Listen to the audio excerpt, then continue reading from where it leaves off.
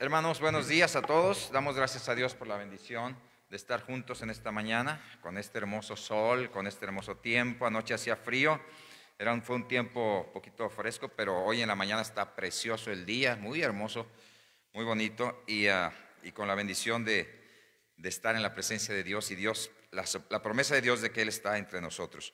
Vamos a orar. Padre nuestro, bendice tu palabra que predicamos en esta mañana, que sea de provecho, de edificación a nuestro espíritu.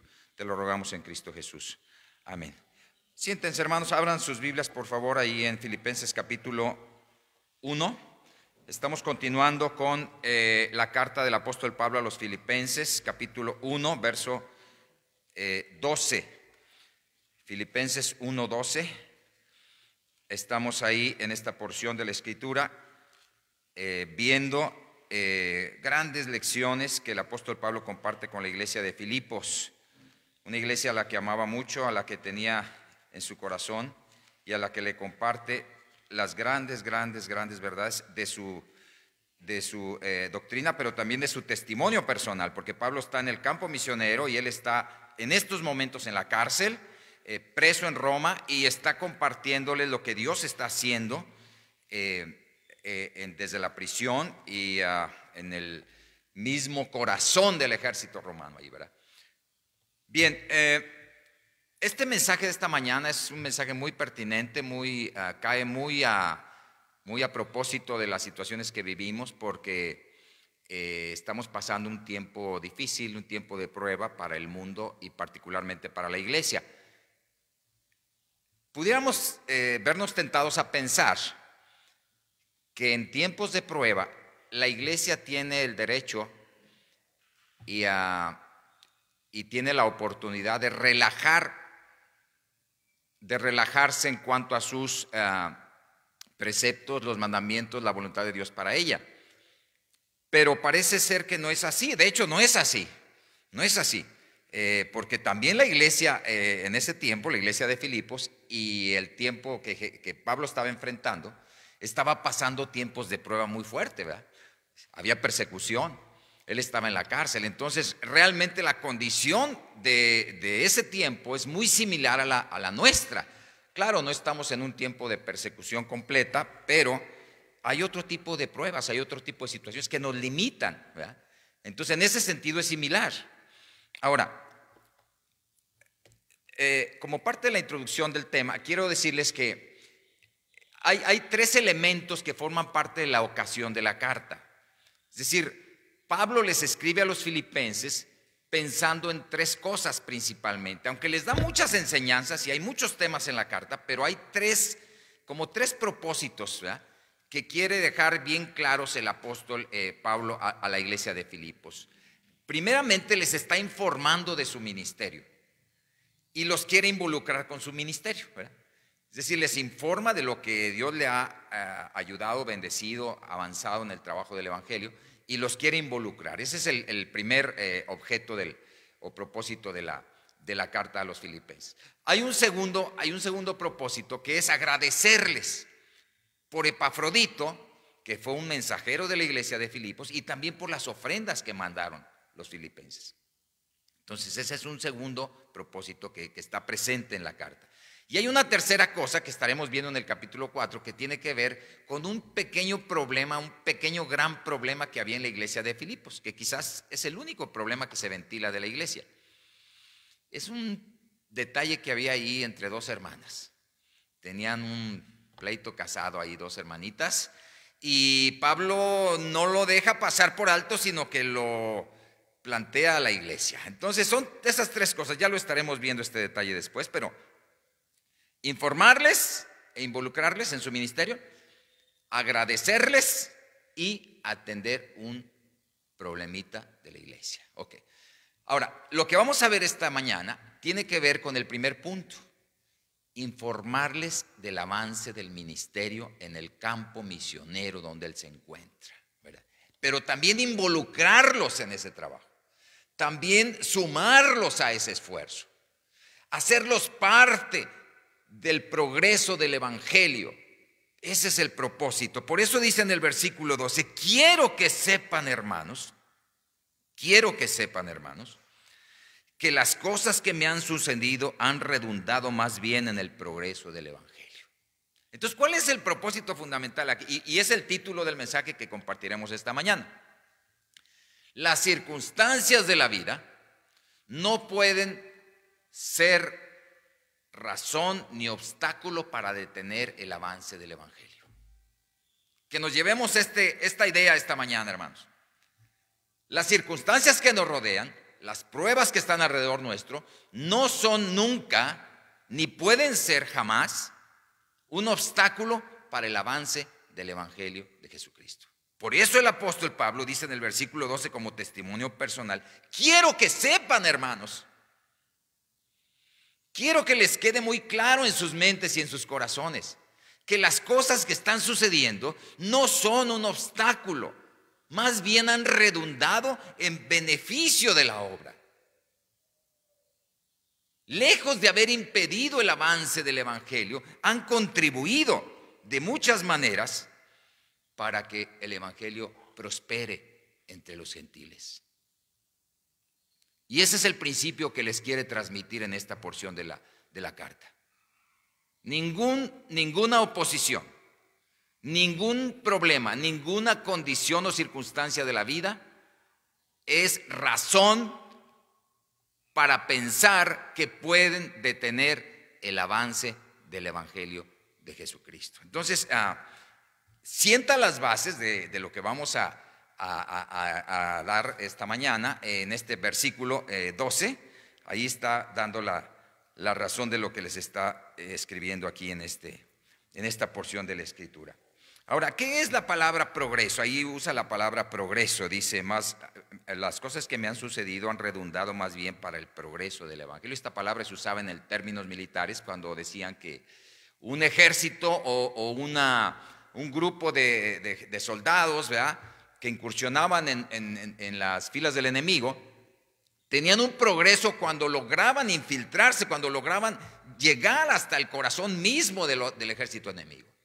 Entonces, de alguna manera, el progreso del Evangelio quiere decir que puedes penetrar en el territorio del enemigo, ¿verdad?, y puedes lograr, vamos a decir, diezmar o minar todas sus fuerzas ahí dentro de lo que es la capacidad del enemigo. Entonces, el progreso del Evangelio es entrar en el terreno del enemigo y causarle estragos, causarle bajas, en términos militares.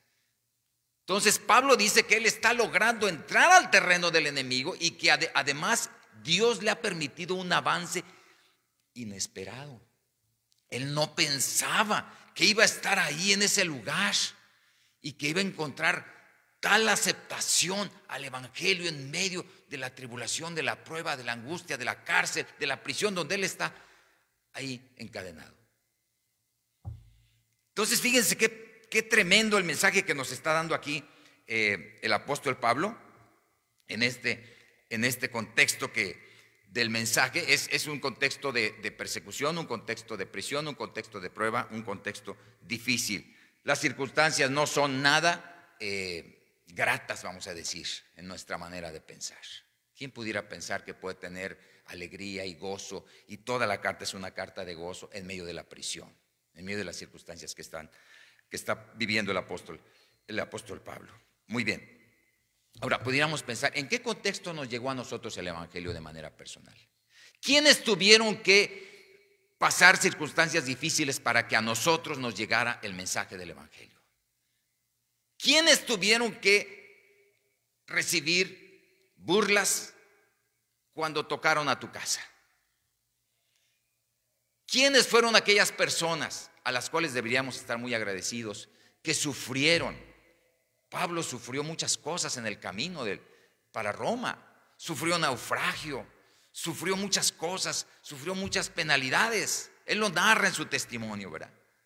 Entonces pudiéramos nosotros pensar, bueno, ¿quién por la gracia de Dios nos dio el regalo de la salvación, compartiéndonos del Evangelio, sufriendo penalidades en el camino para traérnoslo? Y nosotros no sé si estamos correspondiendo a eso que hicieron por nosotros, transmitiendo de la misma manera, sufriendo penalidades, llevando con toda la oposición que existe, llevando un evangelio, una gran noticia a personas que no tienen todavía ese mensaje de la salvación. Pero ahí está Pablo, predicando el evangelio, como dice en el versículo 13, de manera que mis prisiones se han hecho patentes en Cristo en todo el pretorio. En todo el pretorio. Dice, y a todos los demás. Las prisiones de Pablo no fueron obstáculos, sino más bien una plataforma para poder tomar la palestra, el micrófono y anunciar el evangelio a los que estaban en Roma, especialmente en la casa de César. Y de hecho en el 4:22 de Filipenses dice ahí, en 4:22, os saludan todos los hermanos de Roma, especialmente los de la casa de César. ¿Quiénes estaban en la casa de César? Bueno, estaban los del pretorio, la guardia pretoriana, que era un grupo de élite del imperio romano, eran los que guardaban y cuidaban al César, al emperador. Pero estaban muchos otros siervos, a todos los demás, dice aquí. Estaban los sirvientes de la cocina, estaban los guardias, estaban los diferentes siervos y esclavos que estaban ayudando y apoyando todo lo que era la parte del trabajo de la casa del emperador.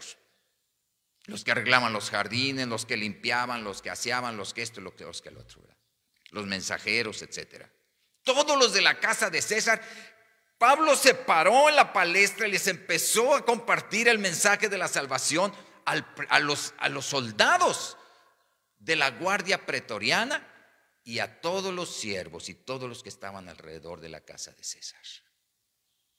Qué tremendo el enfoque de Pablo para no dejarse intimidar por todo lo que era lo fastuoso del imperio romano, sino que él, de una manera como una hormiguita trabajando, estaba haciendo la tarea que el Señor le encomendó hacer, en medio de reyes, en medio de pueblos, en medio de naciones que él no conocía, pero que finalmente fueron el objetivo del mensaje que él traía. Así que dice ahí en el versículo 13 que las prisiones le han sido útiles, le han servido. Las pruebas, las cosas que le han pasado han sido la plataforma. ¿Cuáles son las circunstancias que estamos viviendo nosotros que puedan ser plataforma para el avance del evangelio? Situaciones penosas, situaciones difíciles, necesidades, enfermedades, quizás en el hospital. Ahorita más que en la cárcel, quizás es en el hospital, ¿no? ¿Puede ser el hospital una plataforma adecuada para anunciar el evangelio? Puede ser la calle, la gente, el objetivo del propósito de Dios a través de nosotros para anunciar el evangelio. Claro que lo es. Son lugares propicios, adecuados, oportunos para poder nosotros compartir el mensaje del evangelio. El testimonio de Pablo era patente a todos. Era evidente que él estaba encarcelado no por ser un maleante. Él no estaba siendo perseguido por ser un ladrón, por ser un asesino. Él estaba ahí por compartir el mensaje de amor de Dios, del amor de Dios. Entonces por eso dice en el versículo 13, mis prisiones se han hecho patentes en Cristo. Ellos saben por qué estoy aquí.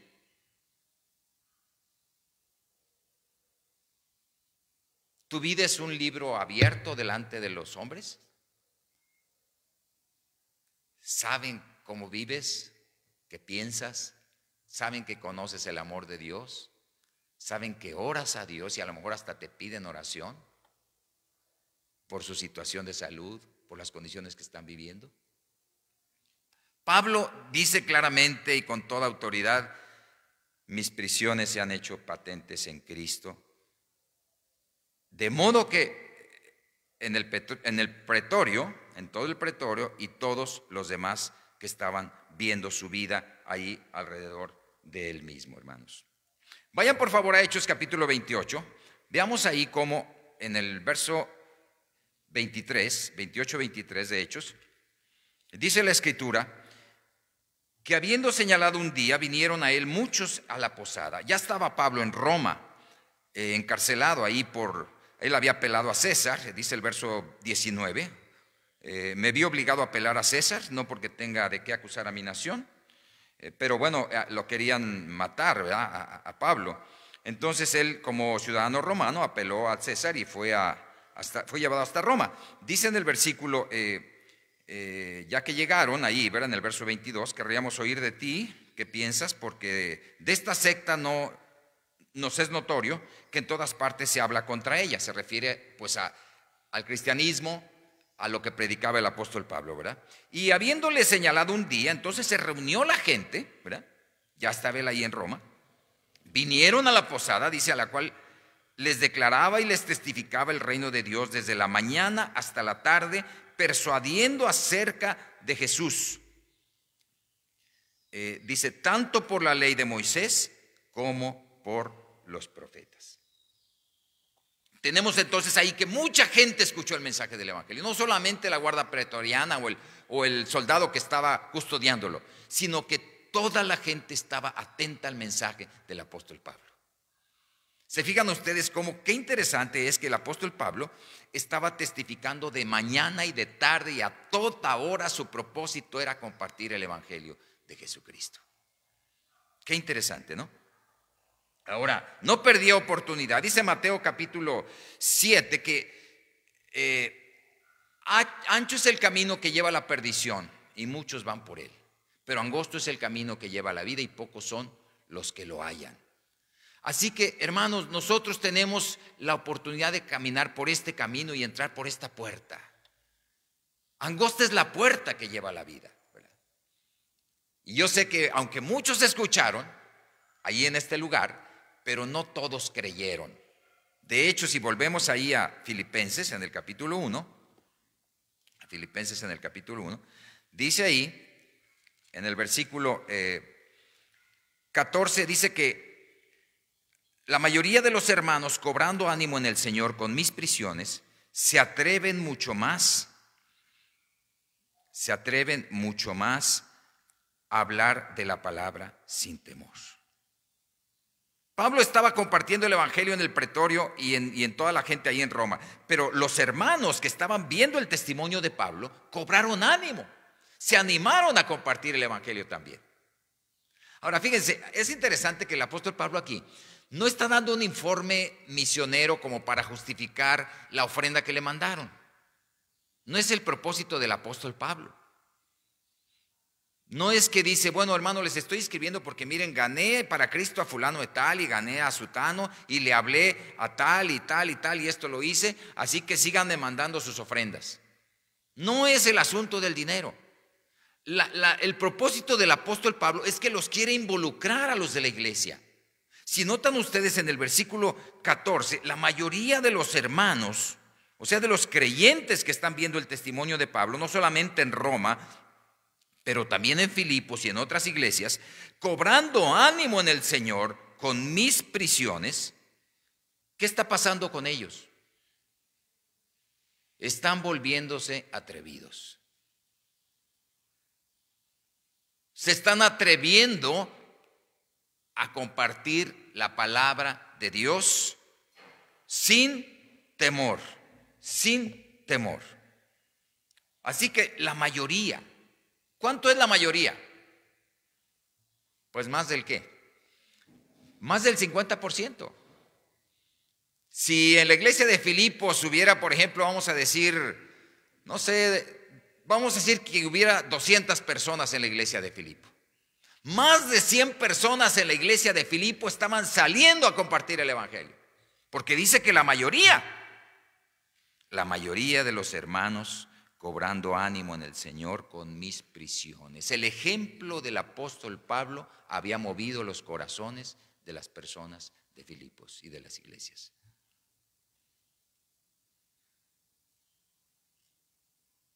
Ahora, ¿qué pasaba con el otro 40% o 45%? A ellos no los iba a mover nada ni nadie. Ellos están resguardándose de todo peligro. Ellos no quieren exponer su vida. Ellos no quieren correr ningún riesgo, pero estos hermanos, así como Pablo, estaba en prisión, en medio de persecución, estos, que son la mayoría, estaban dispuestos a correr riesgos y peligros.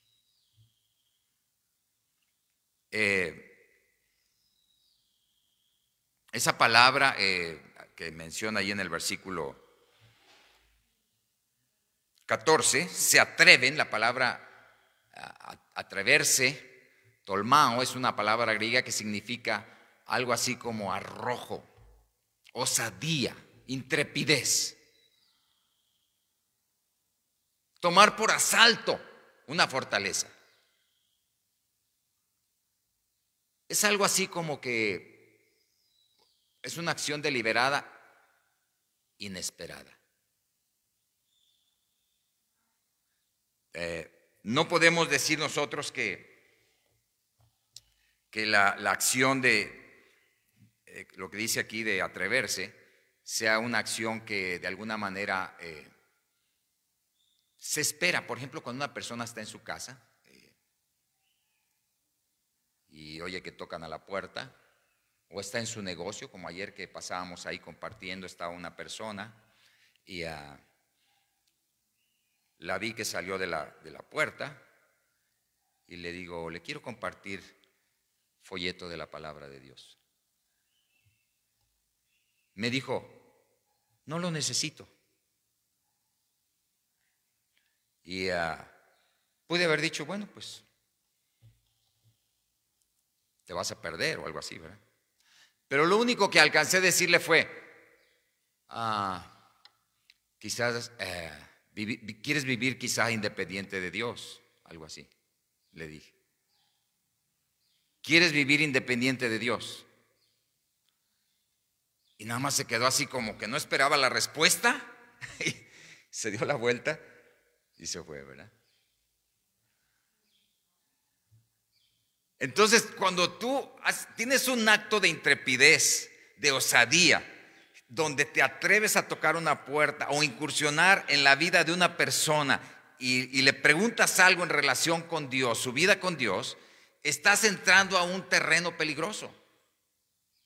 Te pueden rechazar. Ese es lo que quiere decir esta palabra. Ahora, ¿por qué Pablo no usó otra palabra? Pudo haber usado la palabra animarse. Muchos hermanos están animados para compartir el evangelio cuando ven mi testimonio en la prisión, pero no usó la palabra animarse. El apóstol Pablo usó la palabra atreverse, ¿verdad? Es una palabra fuerte, es una palabra de, vamos a decir, violenta, intrepidez. Tú estás tranquilo en tu casa y de pronto, como Felipe, recuerdo ahí la narración del libro de los Hechos, ¿verdad? Felipe, un discípulo, un evangelista. El Espíritu Santo le dice a Felipe, Felipe, ve y acércate a ese carro, ve y habla a esa persona que está ahí, ¿verdad? Es una disposición del corazón en la vida de Felipe donde recibe un alertamiento, un aviso del Señor diciéndole, mira, ve y esa persona háblale del Señor. Y así nosotros somos alertados y movidos por Dios para que nosotros prediquemos y compartamos las buenas noticias de salvación. ¿Y cómo lo vamos a hacer? Dice el versículo 14, con atrevimiento. Con atrevimiento. De manera inesperada. Con osadía. Se atreven mucho más a hablar la palabra sin temor. El temor nos paraliza. El temor nos impide hacer la obra de Dios. El temor no glorifica a Dios. No temáis, manada pequeña, dice el Señor, ¿verdad? Nosotros tenemos que tener ese arrojo, tenemos que tener ese impulso de ir, incursionar en el terreno del enemigo. Yo estaba pensando cuando vi este pasaje, el caso aquel ¿se acuerdan del Antiguo Testamento? Aquellos soldados, aquellos guerreros de David que dijeron: nosotros vamos y entramos hasta el pozo de Belén y vamos a entrar ahí, vamos a defender y vamos a tomar agua y vamos a traerla, y se la dieron al rey. ¿Se acuerdan ustedes?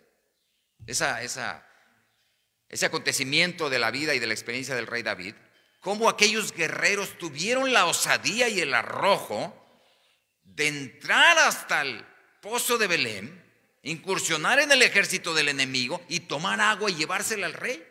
¿Y qué hizo el rey David? Dice: no puedo beber esta agua, y la arrojó en tierra. Entonces, ese es el sentido de esta palabra en el versículo 14. Cuando los hermanos están viendo lo que Dios está haciendo a través de mi persona, dice el apóstol Pablo, yendo en los lugares, en Roma, prisionero, y en todos los sitios donde Dios me ha usado, los hermanos están listos para atreverse, para osarse entrar en el terreno del enemigo. Mucho más. Y dice que la mayoría, verso 14, la mayoría.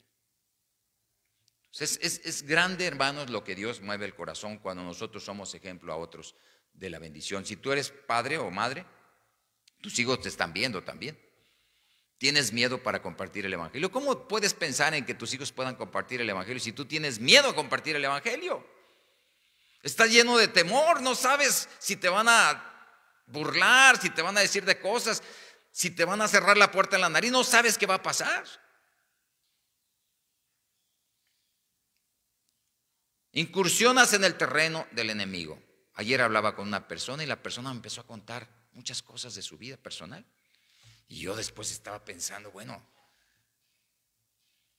esta persona cómo me cuenta todas estas cosas de su vida personal, ¿verdad? Y ¿cómo tuvo la confianza de contarme todas esas cosas?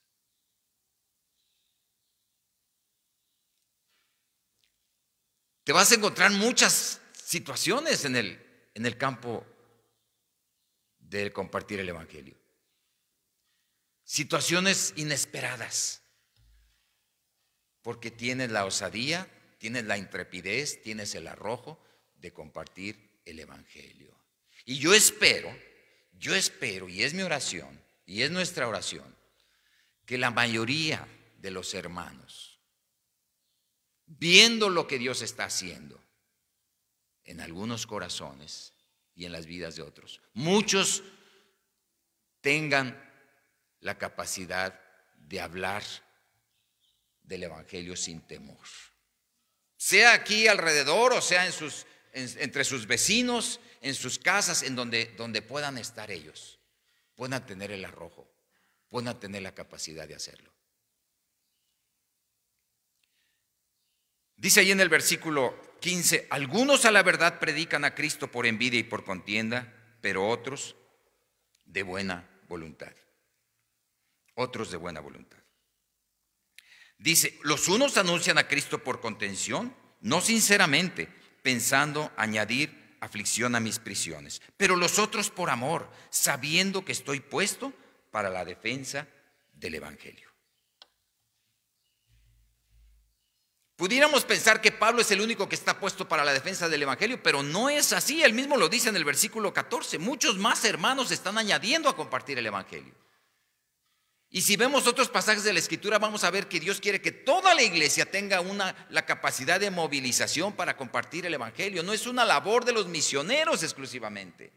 No es una labor de los pastores. No es una labor específica de los líderes de la iglesia. Eso no. Todas las ovejas nos multiplicamos en el rebaño. Todas las ovejas nos multiplicamos en el rebaño. De tal manera, hermanos, que somos llamados a compartir el evangelio. Dice en el capítulo 3, versículo 14 de Primera de Pedro, por favor. Primera de Pedro, capítulo 3, versículo 14. Dice ahí en el verso 14...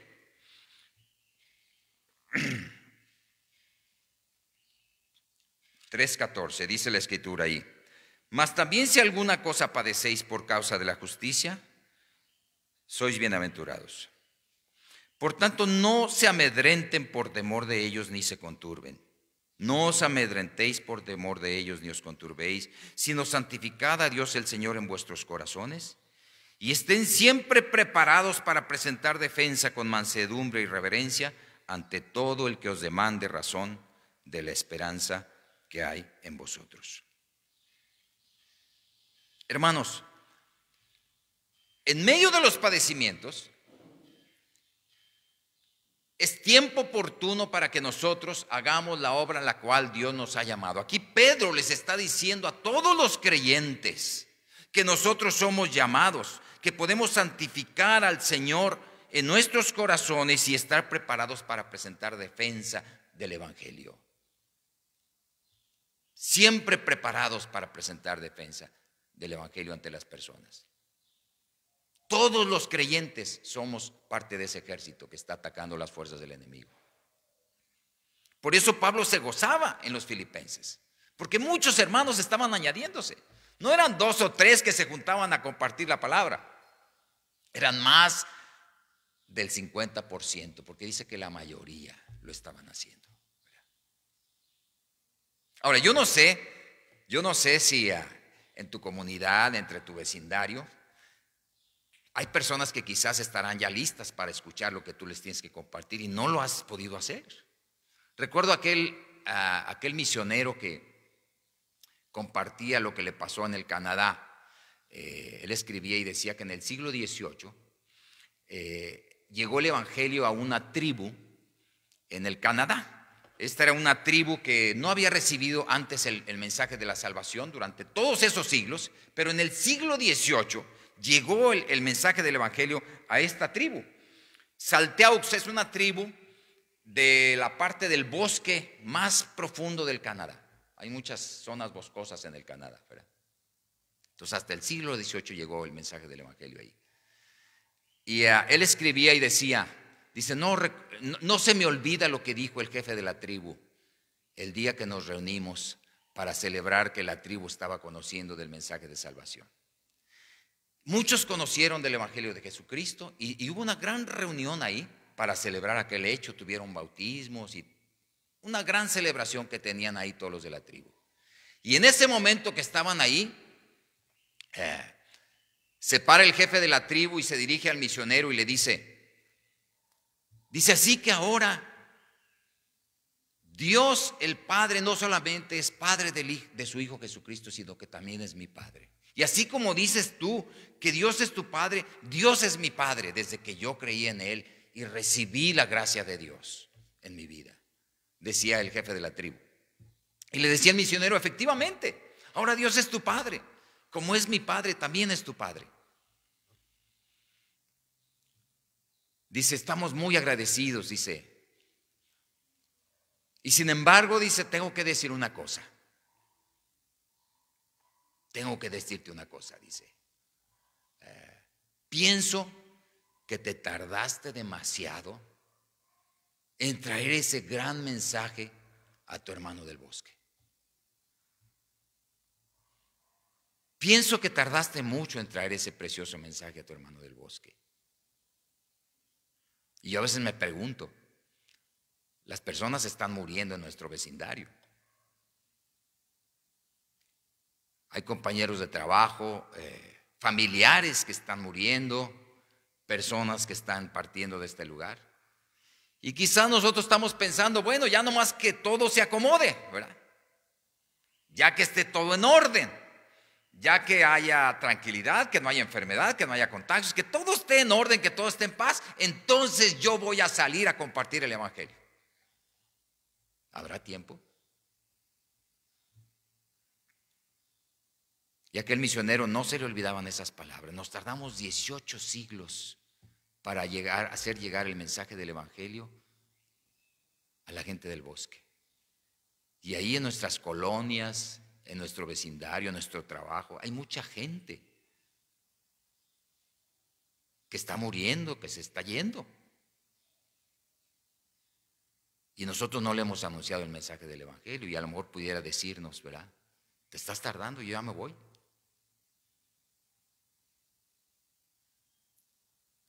Y hermanos, Pablo por eso se gozaba en la iglesia de Filipos, porque era una iglesia que estaba no solamente apoyando económicamente al apóstol Pablo, no solamente enviando a colaboradores de él como Epafrodito, pero más que todo era una iglesia que estaba siendo transformada por el ejemplo del apóstol Pablo. Y que la mayoría de ellos estaban saliendo a compartir el evangelio, inundando la ciudad de Filipos de este mensaje.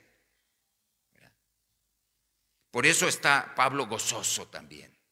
Está rebosante de gozo por la respuesta que está viendo en los hermanos. Ese es algo precioso. Ahora, déjenme decirles una cosa aquí. Cuando nosotros hablamos del evangelio y cuando nosotros compartimos el mensaje de la salvación, esto es una acción totalmente provocada. Es decir, no llega por casualidad. Es una acción que nosotros tenemos que buscar provocar en las personas. Es una acción donde nosotros tenemos que actuar y que avanzar, que ir. Por eso el Señor usó esa palabra también en Mateo 28, ¿no? Id y anunciad el evangelio, ¿verdad? O sea, es una acción provocada. No es algo que se da de por sí solo, tenemos que actuar nosotros. Yo tengo ahí en la casa, en el patio de atrás, un árbol de limones, por ejemplo. Y en el tiempo de la temporada de la cosecha de los limones, pues caen los limones solos. Y de repente en la mañana salgo ahí al patio y está tapizado de limones ahí, ¿verdad? Y cuando veo lleno de limones, digo, híjole, qué bendición este árbol. Ni siquiera tengo que moverle, ni siquiera tengo que sacar un gancho para bajar los limones. Está lleno de limones. Pero yo te pregunto, ¿el próximo domingo estará aquí lleno de gente?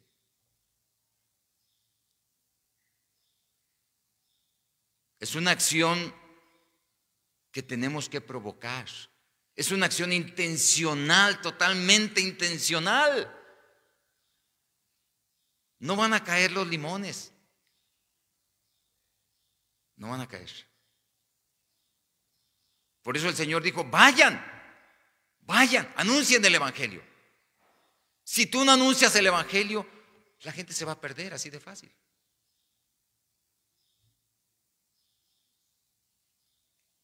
Nosotros tenemos demasiadas excusas, muchas excusas. Ahora, cuando el Señor usó la figura del pescador, cuando le dijo a Pedro, no temas, yo te haré pescador de hombres, es una figura muy distinta al árbol de limón, ¿verdad? ¿Por qué usó esa figura? Porque el pescador tiene que preparar la carnada. El pescador tiene que ver qué tipo de anzuelo para el pescado que está ahí en el agua.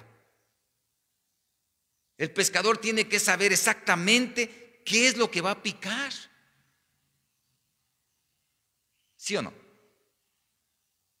O sea, el pescador y el acto de pescar son muy similares a lo que hacemos tú y yo cuando salimos a compartir el evangelio. Son muy similares. Tenemos que prepararnos, tenemos que alistarnos, tenemos que orar a Dios. Tenemos que ver el tipo de personas a las que les vamos a hablar del evangelio. ¿Son niños? ¿Son jóvenes? ¿Son adultos? ¿Son hombres? ¿Son mujeres? ¿Son profesionales? ¿Son personas comunes y corrientes? ¿Son amas de casa? ¿Quiénes son? ¿Cómo son los pescados que están ahí en el agua? ¿Qué tipo de carnada es la que necesitamos llevar? Nuestra acción debe ser total y plenamente intencional, premeditada. ¿A qué vamos? Hay un señor que hemos estado visitando y él cuando empezamos a hablar del Evangelio, empieza él a hablar de su trabajo.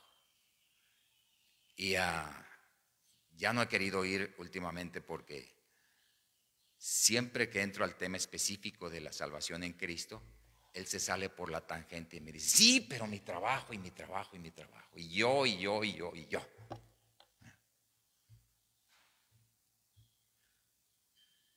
Ayer realmente pensé, le tengo que dar este folleto al cual no va a interrumpir. Y si lo lee, lo tiene que leer, pues, de cabo a rabo, ¿no? O sea, no va a poder decir, pues llego hasta este punto y le echo aquí un rollo y ya, ¿verdad? Entonces, a mí me interrumpe, pero al folleto espero que lo pueda leer completo. Le dije, léalo completo y la próxima vemos a ver si lo entendió. O sea, uno tiene que buscar la manera de poder acercarle la carnada a las personas, y la figura del pescador y del pescado pues es propicia, es adecuada para el trabajo que hacemos nosotros en compartir el Evangelio, ¿verdad? Acuérdate, toda tu vida acuérdate, el llevar el Evangelio es un acto intencional.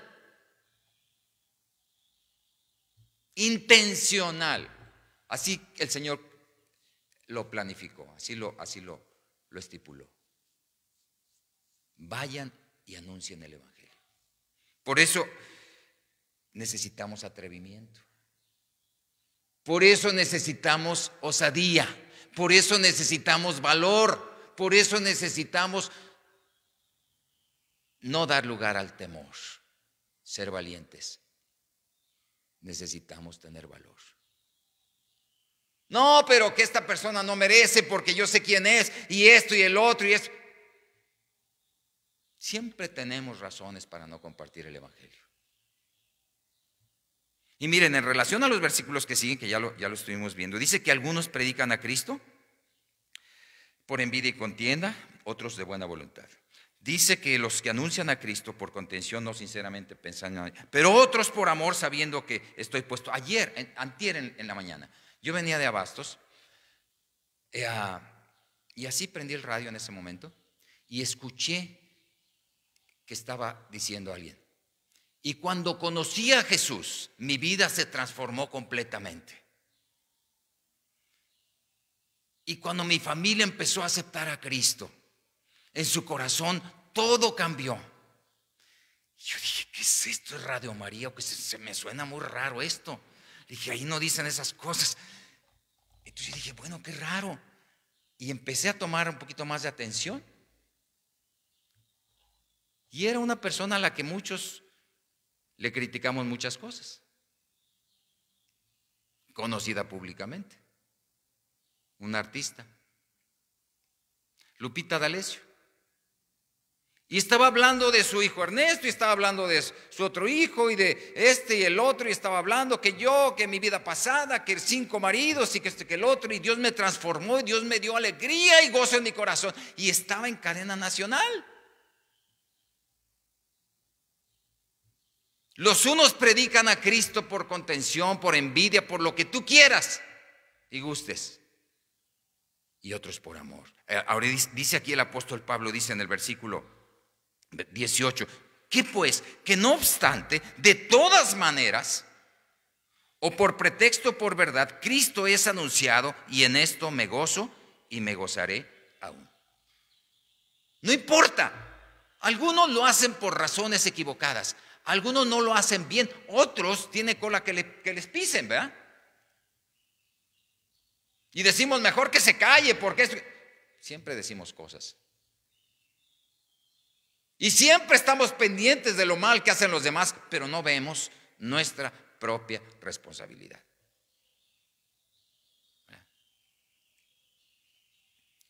Dice claramente la palabra aquí en el versículo 18 que de todas maneras, de una o de otra manera, lo importante es que Cristo sea predicado y el Evangelio sea puesto en charola de plata ahí para que la gente llegue y coma de él. Tenemos que darles el evangelio. El evangelio en sí tiene un valor propio, tiene luz propia, tiene un valor intrínseco en sí mismo. El evangelio. Los mensajeros somos falibles. Los mensajeros no somos la persona ideal para llevar el evangelio. Nosotros siempre tenemos algo de lo cual nos vamos a avergonzar, quizás del pasado, quizás cosas del presente. No somos el idóneo para llevar un mensaje tan glorioso. Pero el evangelio resplandece por sí mismo. Tiene un valor en sí mismo, intrínseco, dentro de sí mismo. Es como el sol, por decir así, ¿no? El sol tiene luz propia. La tierra recibe el sol, la luna recibe el sol y muchos otros astros reciben el sol, la luz. Pero el evangelio no depende de nada, no depende ni siquiera del mensajero, tiene valor en sí mismo. Perdón. Por eso yo les decía en cuanto al mensaje que escuché en la radio, podríamos ponerle muchos peros, podríamos criticar todo lo que ustedes quieran, que esta mujer hace esto, que canta en el mundo y que esto y que el otro, y podríamos despotricar contra ella. Pero el testimonio fue claro, muy claro. Y creo que Dios recibió la gloria por ese testimonio. ¿Qué hacemos, Señor? ¿Hacemos bajar fuego del cielo contra estos porque no nos siguen? ¿Y qué les dijo el Señor? ¿Qué cosas dicen ustedes? El que no es con nosotros es por nosotros. Entonces, hermanos, tenemos ese reto muy grande nosotros. Por eso dice en el versículo 19, sé que por vuestra oración y la suministración del Espíritu de Jesucristo resultará esto en mi liberación. Conforme al anhelo y esperanza de que nada he sido avergonzado, seré avergonzado antes bien con confianza como siempre. Serán magnificado Cristo en mi cuerpo, o por vida o por muerte. Yo te pregunto, hermano, ¿podría ser magnificado Cristo en tu cuerpo? ¿Por vida o por muerte? ¿De una o de otra manera? ¿Serías capaz de destinar el resto de tus días a magnificar, a exaltar el nombre de Cristo en tu vida? ¿Serías capaz? Os ruego, hermanos, por las misericordias de Dios, que presenten vuestros cuerpos en sacrificio vivo, santo, agradable a Dios, que es vuestro culto racional. No se conformen a este siglo, transfórmese por la renovación de su entendimiento, para que comprueben la voluntad de Dios agradable y perfecta. El Señor quiere que pongamos nuestras manos en sus manos, nuestros pies en sus manos, nuestras mentes, nuestra boca, todo lo que somos, que sea un medio de transmisión efectiva del Evangelio de Jesucristo. Y que Dios quiera que muchos más, la mayoría, se atrevan a hablar sin temor del mensaje de la salvación que tenemos en Cristo.